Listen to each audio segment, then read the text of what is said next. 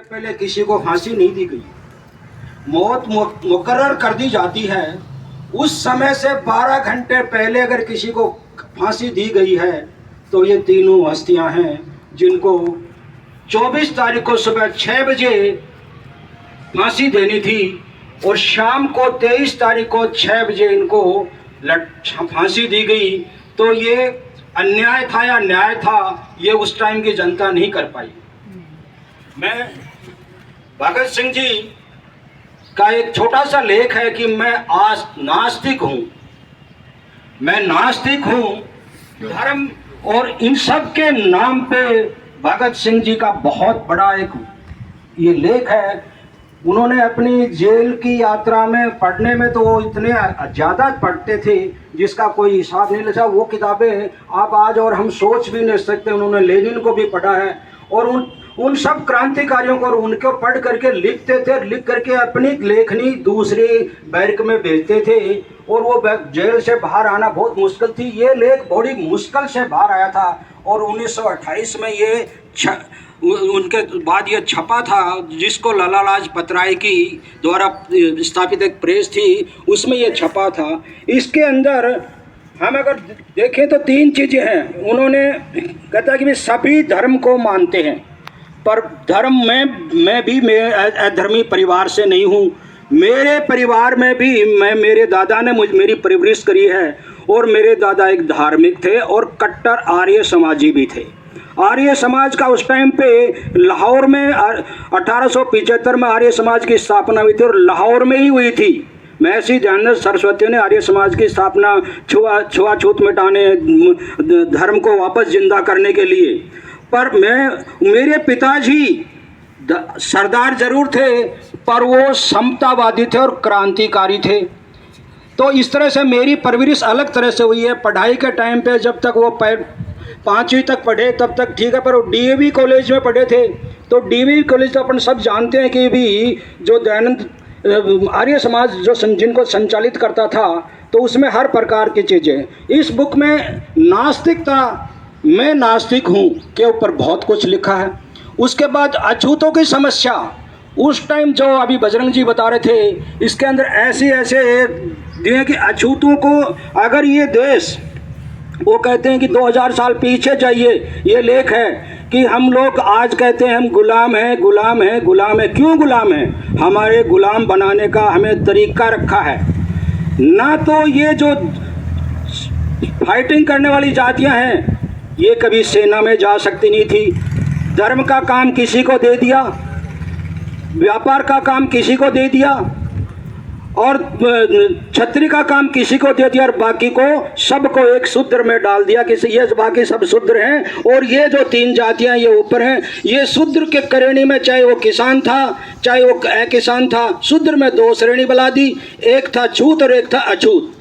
छूत को तो वो छू सकते थे क्योंकि उनसे उन्हें काम लेना था, उनसे उन्हें अनाज पैदा करवाना था, अपने घरों में मजदूरी करवानी थी। तो वो जो शूद्र थे वो छूत थे और उनसे उनके अपने घरों में काम लेते थे, पर वो संपत्ति नहीं रख सकते थे। अरे इसे अगर आपको देखना हो तो अंग्रेजों के आने से पहले हमारे उनसे कोई भी पढ़ा लिखा नहीं था, चाहे वो मुस्लिम राज था और चाहे वो अंग्रेजों का राज था। पढ़ने का काम और पढ़ाने का काम एक कौम ने अपने जिम्मे ले रखा था कि हम ही पढ़ाएंगे और हम ही पढ़ेंगे।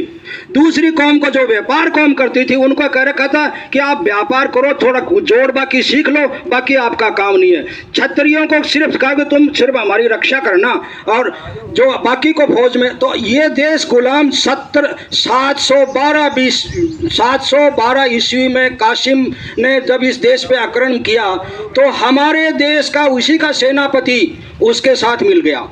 बोलो हमारे अंदर गद्दारी भरी पड़ी है। हमारे चंद्रशेखर को भी हम नहीं मरवाया, उसी के भाई ने जाके कहा कि उस जगह छिपा हुआ है।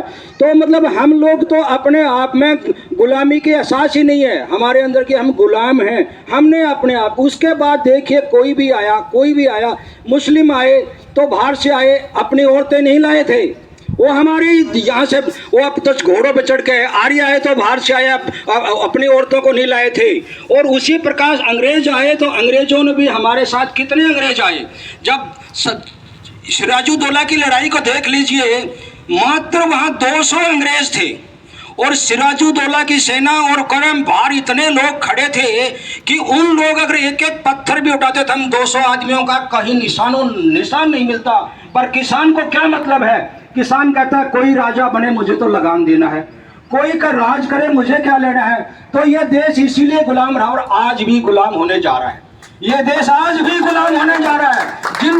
जो प्रवृत्तियां उस टाइम बनाई थी वो आज भी वो प्रवृत्तियां बनने वाली ही। इसके अंदर अगला टॉपिक है सांप्रदायिक दंगे। 1920 में 21 में असहयोग आंदोलन किया, इतना सफल आंदोलन हुआ था जिसका कोई सानी नहीं है। 1921 का जो असहयोग आंदोलन था महात्मा गांधी का, वो पूरी तरह से सफल हुआ था। उससे घबरा करके अंग्रेजों ने हिंदू और मुस्लिम को 1923 में लाहौर में, पंजाब ने, बंगाल में इतने बड़े सांप्रदायिक दंगे कराए। उससे भगत सिंह ने इतना आहत हुए। जो छोटा सा बच्चा था उस टाइम तो कोई बहुत बड़ा भी नहीं था, 1907 में जन्मा हुआ, 1923 तक मतलब नॉर्मल।